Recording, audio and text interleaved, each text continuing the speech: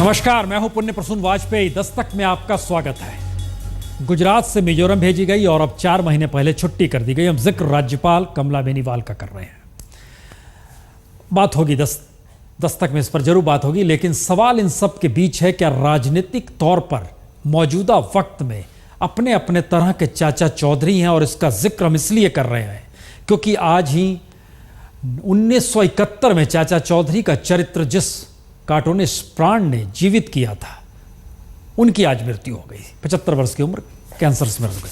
तो हमने सोचा राजनीतिक तौर पर आज उन चरित्रों को टटोला जाए जिसके जरिए कार्टूनिस्ट का चरित्र तो खत्म होता है, लेकिन भारतीय राजनीति में जो चरित्र मौजूद हैं उसके जरिए क्या ये देश समाधान के रास्ते पर जा सकता है? सियासत के चाचा चौधरी।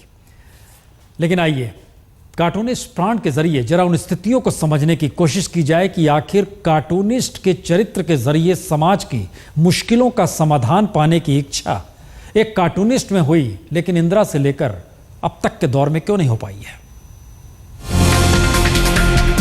भ्रष्टाचारी, घोटालेबाज, ब्लैक मार्केटियर, अपहरणकर्ता, अपराधी, सांप्रदायिकता जी, बीते 50 वर्ष में ऐसे अपराधियों पर कोई लगाम कोई सरकार लगा नहीं पाई। मुश्किल यह है कि ऐसे अपराधियों पर लगाम लगाने की कोई जादुई छड़ी इंदिरा गांधी से लेकर मोदी सरकार तक के पास नहीं है। लेकिन सरकारों से इतर पहली बार कार्टून के जरिए 70 के दशक में कार्टूनिस्ट प्राण ने ऐसे अपराधियों पर नकेल कसने के लिए चांदनी चौक की गलियों के एक चरित्र चाचा चौधरी को जीवित किया और चाचा चौधरी के बहादुर सिपाही साबू के जरिए हर मुश्किल को हंसते हंसते समाधान भी कर दिया। 1971 में प्राण के कार्टून चाचा चौधरी का जन्म हुआ और लगातार 30 बरस तक 2 लाख से ज्यादा ड्राइंग के जरिए प्राण ने हर उस मुद्दे का समाधान किया जिससे हर सरकार 2-4 होती रहती है। मगर तुम्हारी अंगूठी नकली है और ये भी तो नकली है। अब तुम जिंदा नहीं जा सकते। पकड़ो उस बदमाश को। इंदिरा गांधी के दौर में महंगाई बढ़ी तो कालाबाजारियों के पौ बारह हो गए और चाचा चौधरी के दिमाग ने साबू के जरिए जमाखोरों और कालाबाजारियों को जेल तक पहुंचाया। बच्चों ने इसे बाखूबी पढ़ा है, लेकिन आज भी सरकार कालाबाजारियों के सामने नतमस्तक है। आलू है या प्याज है, उसका हमारे पास में शॉर्टेज तो है नहीं, तो हमारे पास में शॉर्टेज नहीं है तो फिर दाम क्यों बढ़ रहा है? इसका मतलब जमाखोर बढ़ा रहे हैं। याद कीजिए तो 80 के दशक में असम में सांप्रदायिक हिंसा हुई और उसकी चपेट में 600 से ज्यादा लोग मारे गए, 6000 से ज्यादा लोग बेघर हो गए। महाराष्ट्र से मेरठ तक में हिंदू मुस्लिम के बीच सांप्रदायिकता की लकीर खिंच गई। उस वक्त कार्टूनिस्ट प्राण ने राष्ट्रीय अखंडता को लेकर रामन हम एक हैं जी इसे बनाया और इस किताब को और किसी ने नहीं, इंदिरा गांधी ने ही विमोचन किया। लेकिन इंदिरा गांधी से लेकर मौजूदा राजनीति तक में सांप्रदायिक सौहार्द कैसे बने, इसे लेकर हर सरकार असफल ही साबित हुई है। आज ही लोकसभा में कांग्रेस नेता ने मोदी सरकार को यह कहकर कटघरे में खड़ा किया कि जब से वो आए हैं तब से इस देश में सांप्रदायिक दंगे बढ़ रहे हैं। यानी देश के हालात में पहले जिन मुद्दों को लेकर सड़क पर राजनीति होती थी, अब वो संसद के भीतर आरोप प्रत्यारोप तक जा पहुंची है। और जो पीढ़ी मौजूदा सत्ता में है या देश को अलग अलग संस्थानों के जरिए चला रही है, अगर वो अपने पुराने पन्नों को टटोले तो प्राण शर्मा के जिन कार्टूनों को देखकर वो बड़ी हुई और उसे लगता रहा कि जब चाचा चौधरी और साबू नकेल कस सकते हैं तो वह भी क्यों नहीं, तो वो लेकिन इस दौर में फेल है। और संयोग देखिए, आज कार्टूनिस्ट प्राण के निधन के बाद कार्टून का सपना भी खत्म हो गया।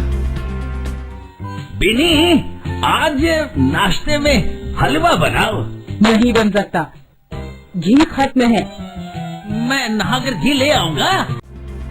क्योंकि अब दौर स्पाइडरमैन, सुपरमैन, टिंटिन और पॉपियन का है, जहां खुद कार्टून बनकर ताकतवर होने के सपने और ये कार्टून कमाई के धंधे जिन्हें देखकर नई पीढ़ी चकाचौंध का विकास चाहती है और सरकार भी विकास का नारा लगाकर इस देश को बाजार में तब्दील करना चाहती है। तो अब चाचा चौधरी नहीं रहे।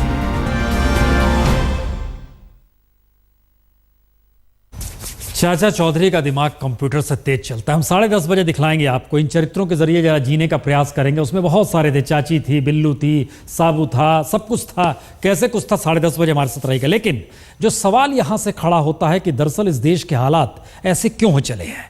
इन हालातों में हम 2 तस्वीर आपको दिखाते हैं जो आज की ही तस्वीर है।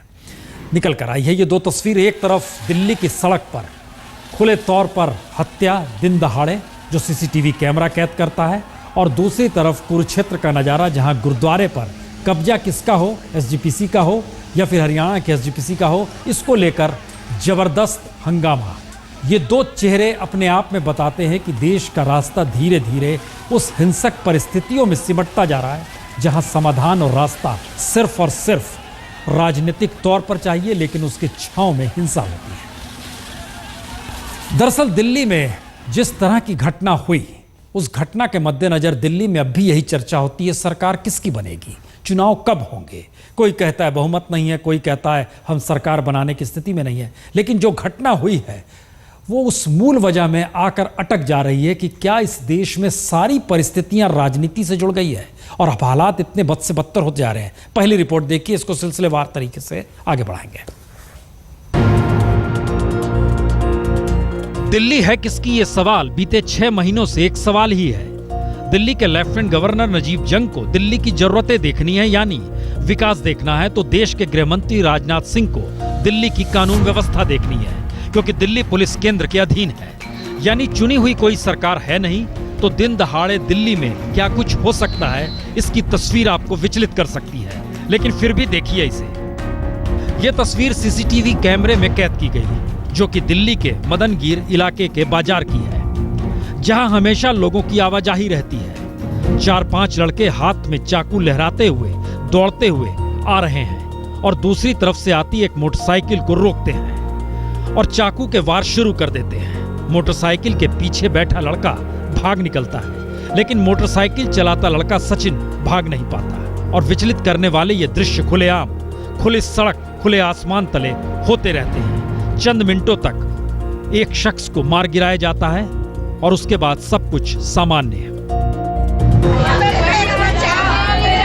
लेकिन मारे गए सचिन के घर वाले अब बेहाल हैं। पिछले 24 घंटों से बेहाल हैं। घर वाले सदमे में हैं, क्योंकि पुलिस इस दौर में कुछ कर नहीं पाई और सचिन की 6 बहनों का रो रो कर बुरा हाल है। किसी भी हत्यारे को पुलिस अभी तक पकड़ नहीं पाई है। सिर्फ इतना ही कह पाई है कि 18 साल के सचिन का सरेआम कत्ल हुआ और सीसीटीवी कैमरे ने कैद किया है, तो वो जल्द ही पकड़ लेगी। और इन सब के बीच वो तमाम राजनेता बेफिक्र हैं, जिन्हें लग रहा है कि दिल्ली में कब चुनाव हो, कब उनकी सरकार आ जाए। और दिल्ली की पूरी बहस राजनेताओं के बीच इसी पर टिकी है कि दिल्ली में कब चुनाव होंगे और सरकार बनाएगा कौन। यानी जब तक चुनाव नहीं, चुनाव को लेकर कोई निर्णय नहीं, तब तक किसी की कोई जिम्मेदारी भी नहीं। योगेश गुप्ता, दिल्ली आज तक। कुछ देर पहले जानकारी आई कि उन 5 लड़कों को पुलिस ने पकड़ लिया है, लेकिन सवाल अब उसके आगे का है। जिस गली में, जिस बाजार के बीच ये सब कुछ हुआ, आज हमारे संवाददाता ठीक उसी वक्त पहुंचे और जरा देखने की कोशिश की कि किस तरीके से भीड़ भरा ये इलाका रहता और कैसे ये सब कुछ हो गया। इस वक्त हम मदनगीर के उसी बाजार में हैं जहां पर मंगलवार की दोपहर सरेराह एक 22 साल के लड़के की हत्या कर दी गई। और ये सारा का सारा जो वारदात है, ये आप सामने जो सीसीटीवी कैमरा देख रहे हैं जो खंबे के ऊपर लगा हुआ है, वो सब इस कैमरे में कैद हो गया था। सचिन, जिसकी उम्र तकरीबन 20-22 साल है, जो बिल्डिंग मटेरियल का काम करता है, वो अपने एक दोस्त के साथ सामने वाली रोड से बाइक से आ रहा था। वो इस तरफ आगे की ओर बढ़ रहा था, तभी जो सामने का जो रास्ता है, जो मदनगीर मेन बाजार, जो बीआरटी की तरफ जो रोड जा रही है, उधर से 5 लड़के पैदल ही चले आ रहे थे। उन सब ने चाकू ले रखा था, एक ने उनमें से पिस्टल ले रखा था। ठीक इस जगह पर जब सचिन पहुंचता है, तभी वो 5 यहाँ पर आ जाते हैं और उन्होंने सचिन को यहीं पर बाइक समेत ढकेल दिया और उसके ऊपर चाकुओं से ताबड़तोड़ उन्होंने वार करना शुरू कर दिया। उस वक्त इस बाजार में कई लोग मौजूद थे, जैसे आप आज भी देख सकते हैं। दुकानें भले ही बंद हैं, लेकिन आप देख सकते हैं कि कितने सारे तमाशबीन यहाँ पर मौजूद हैं। ये लोग यहाँ पर इकट्ठे हैं। कल भी कई सारे लोग यहाँ पे मौजूद थे। सचिन को बीच सड़क पर चाकू मारा जा रहा था, लेकिन मदद के लिए कोई भी आगे नहीं आया। खुद को बचाने के लिए सचिन इस तरफ आ गया था। ये जो दुकान है आप यहाँ पे देख रहे हैं, यहाँ वो अंदर चला गया था और यहाँ पर जाकर के वो गिर गया था। इसके बाद वो लड़के खुलेआम चाकू लहराते हुए, पिस्टल लहराते हुए इस इलाके से भाग गए। कैमरामैन ईश्वर के साथ हिमांशु मिश्रा, दिल्ली आज तक। बाजार के भीतर लोगों की आवाजाही आपने देखी, हर कोई खामोशी से उन परिस्थितियों को देख रहा था। ये दिल्ली है, देश की राजधानी दिल्ली। जो चश्मदीद थे, उनका क्या कहना है? तो चाकू दिखाया, गाली देते हुए आ रही, जो दिखी उसके में चाकू घोप दो ना, जो बोले उसके में धर दो ना, जो भी है। मेरे को चाकू दिखाया, मैं अंदर हो गई हूँ। तो इधर चाचा की तो घर के आगे 2 गोली चलाई, वो देखी तो काफ़ी सारी गाली दे रहे थे, उन्हीं को गाली दे रहे थे, मन तो चाचा को गाली दे के बहुत गंदी गंदी गाली दे रहे थे। तो देते हुए चले गए, कह रहे जो दिखे छज्जे पे दिखे या गली में दिखे उसके मारते हुए जाना, कोई भी हो। उनके हाथों में चाकू थे जिसमें ब्लड लगा हुआ था और उनके हाथ में पिस्टल्स थी और जिससे उन्होंने मेरे घर के बाहर छज्जे पे 2 फायर किए और जब दूसरा फायर हुआ तो मैं बिल्कुल छज्जे पे थी, मैंने धुआं देखा। अगर शायद मैं थोड़ी सी पहले आती तो वो गोली मुझे भी लग सकती थी। मेरठ, सहारनपुर, मुजफ्फरनगर और क्या क्या ना खोजिए, ये दिल्ली है, राजधानी दिल्ली। हालात हम आपको दिखलाते हैं या बतलाते हैं। मदनगीर में रहने वाले लोगों की स्थिति है क्या? जी, ये एक अजीबोगरीब त्रासदी है। दंगे नहीं होने चाहिए, दंगों पर बहस होनी चाहिए। बहस के जरिए दंगे नहीं होते हैं, ऐसा हुआ नहीं है, लेकिन दंगों में नेता बहुत कम मरते हैं। आम आदमी किस रूप में हाथ होता है और दंगे पर किस खुले तौर पर संसद के भीतर जो आप सुन रहे थे, यह इस देश की नए मिजाज है। लेकिन नए मिजाज से इतर सवाल संसद के भीतर और संसद के ठीक बाहर निकलकर भी तमाम नेताओं ने अपनी चुप्पी थामी नहीं, कहा भी, बहुत कुछ कहा। आप भी एनालिसिस करो कि कितने कितने सदस्यों को पूरक प्रश्न दिया, कौन कौन से पार्टी को पूरक प्रश्न आया, किसको दिया कि नहीं दिया, इसी पर से बात होती है ना। कोई अब देखो जिसको एलिगेशन लगाना उसको मैं कुछ नहीं कर सकती। मैं अपना काम प्रामाणिकता से करने की कोशिश कर रही हूँ। We are not being allowed to speak in parliament. We are asking for discussion. Right? There is one second. There is a mentality in the government that discussion is not acceptable. Everybody feels it. Their party feels it. We feel it. Everybody feels it. There is a mood in parliament that only one man's voice counts for anything in this country. देश जानता है कि प्रधानमंत्री तानाशाह न तो तानाशाह हैं और न तो कमनल हैं। यदि वह तानाशाह और कमनल रहे होते तो मैं समझता हूं कि ये इतना बड़ा भारत देश, यहाँ की जनता यह मैंडेट न देती। उठ चले। दोनों राजनीतिक परिभाषाएं अपने अपने तरीके से कह रहे हैं, लेकिन इन्हीं दोनों परिभाषाओं के साए में देश का सच है क्या? ध्यान से देखें तो लोकसभा चुनाव परिणाम से ऐन पहले और चुनाव परिणाम आने के 40 दिन बाद तक के हालात बताते हैं कि मई जून में कुल 113 सांप्रदायिक हिंसा हुई, जिनमें 15 मौतें हुई और 318 लोग घायल हुए। और सबसे ज्यादा सांप्रदायिक हिंसा जहां जहां हुई वह यूपी, महाराष्ट्र, मध्य प्रदेश, कर्नाटक, गुजरात और बिहार है। यानी कांग्रेस जो आरोप लगा रही है, अगर उसे चुनावी राजनीति के दायरे में समझे तो बीजेपी ने जिस तरह लोकसभा चुनाव परिणाम में बहुमत पाकर यह संदेश दिया कि मुस्लिम वोट बैंक उनकी जीत को प्रभावित नहीं कर सकता, वहीं दूसरी तरफ कांग्रेस का यह संकट है कि सांप्रदायिकता के आईने में हर राजनीतिक समीकरण अगर बीजेपी को लाभ पहुंचा रहा है तो फिर इसे संसद में क्यों ना उठाया जाए? क्योंकि यह हालात देश भर में बने तो फिर कांग्रेस की सियासत पर खतरा मंडराने लगेगा। और आने वाले वक्त में जिन राज्यों में विधानसभा चुनाव होने हैं उसमें महाराष्ट्र और हरियाणा, झारखंड, इन जगहों पर भी तो लगातार सांप्रदायिक हिंसा हो रही है। तो फिर क्या यहां भी कांग्रेस का बंटाधार हो जाएगा? जाहिर है ये कांग्रेस के भीतर का सवाल हो सकता है, लेकिन यहीं से सवाल सीधा पैदा होता है, क्या राजनीतिक लाभ हानि के दायरे में सांप्रदायिक सौहार्द बनाने की बात की जाती है? क्योंकि मनमोहन सरकार के दौर में बीजेपी कांग्रेस पर मुस्लिम तुष्टीकरण का आरोप लगाती रही और अब मोदी सरकार के दौर में सांप्रदायिक हिंसा को बढ़ावा देने का आरोप बीजेपी पर कांग्रेस लगा रही है।